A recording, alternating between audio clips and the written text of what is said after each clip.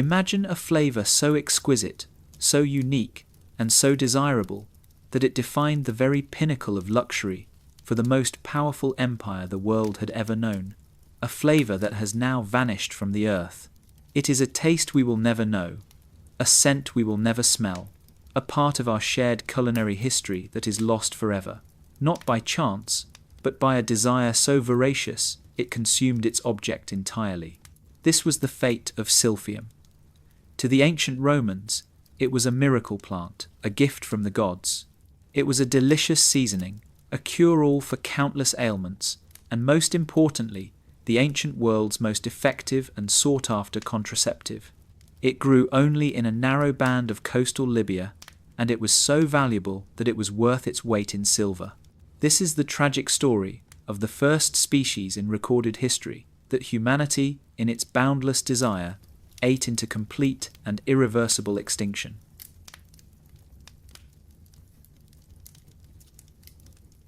Our story begins on a narrow 125-mile strip of land on the coast of modern-day Libya.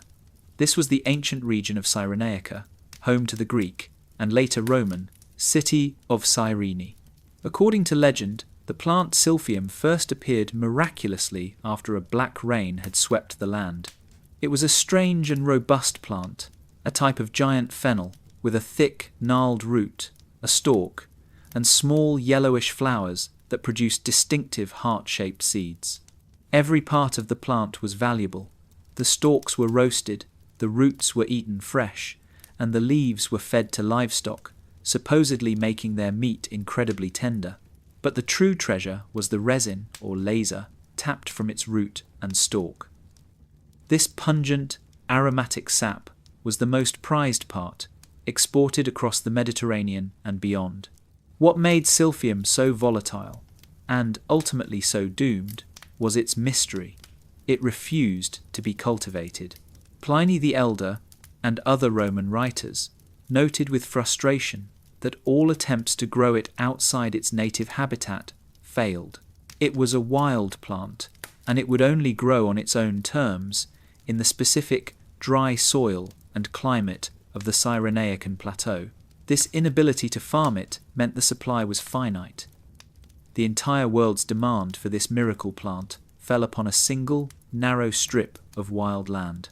This geographic monopoly made the city of Cyrene fabulously wealthy, but it also placed the plant itself in unimaginable peril.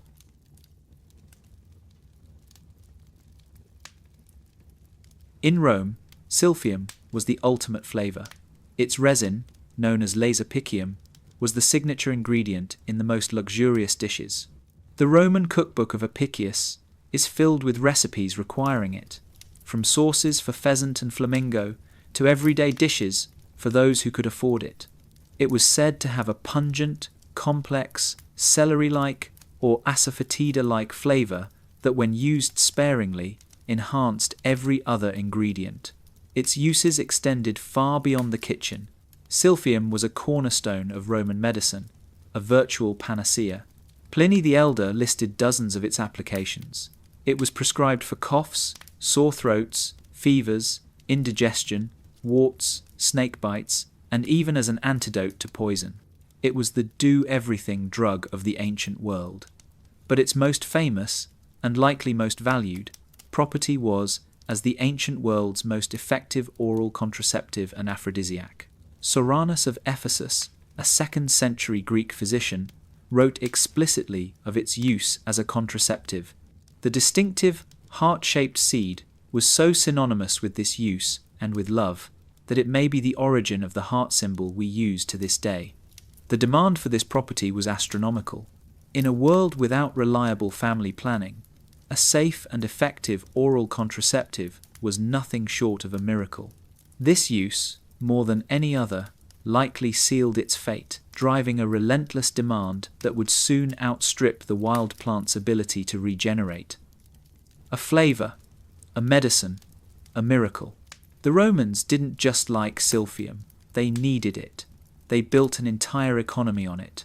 They embedded its symbol into their culture, and in their boundless desire, they loved it to death.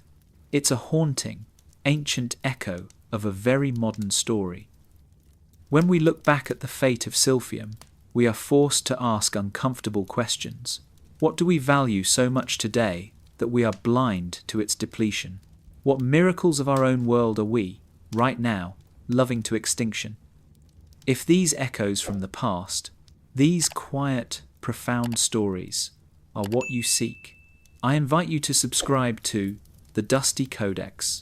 Your support allows us to continue unearthing these lost histories that tell us so much, not just about the past, but about ourselves.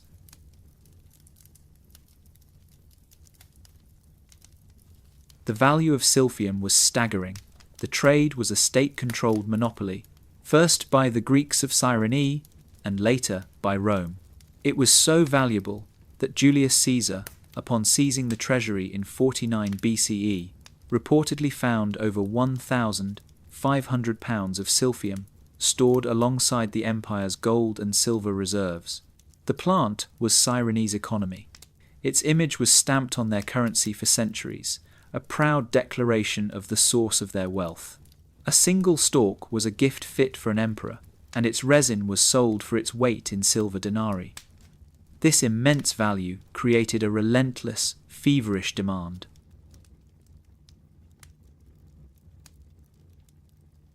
The Romans were not fools.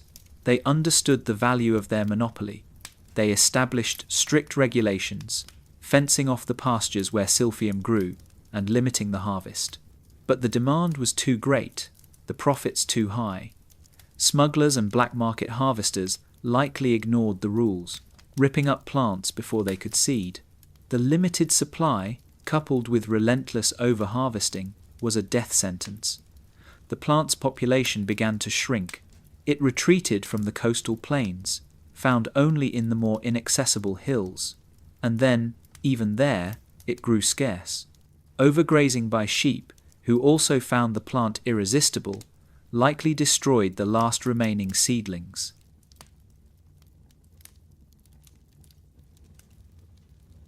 The end came in the 1st century AD. The Roman historian Pliny the Elder, writing around 77 AD, recorded the plant's epitaph. He stated that, in his own time, only a single stalk of Silphium could be found.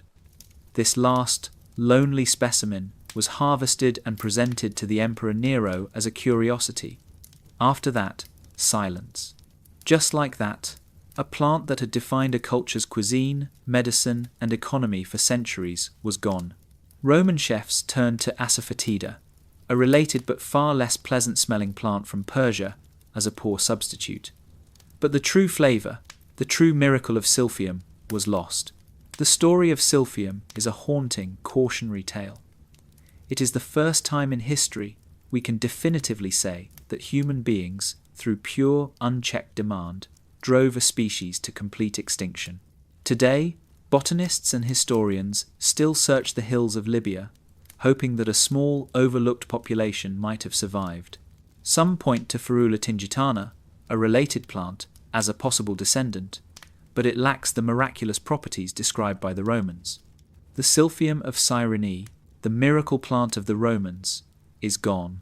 It exists only as a ghost, an image on a coin, a description in an ancient text, and a haunting reminder that what we value most, if consumed without thought, can be lost forever, leaving only the echo of a forgotten flavour.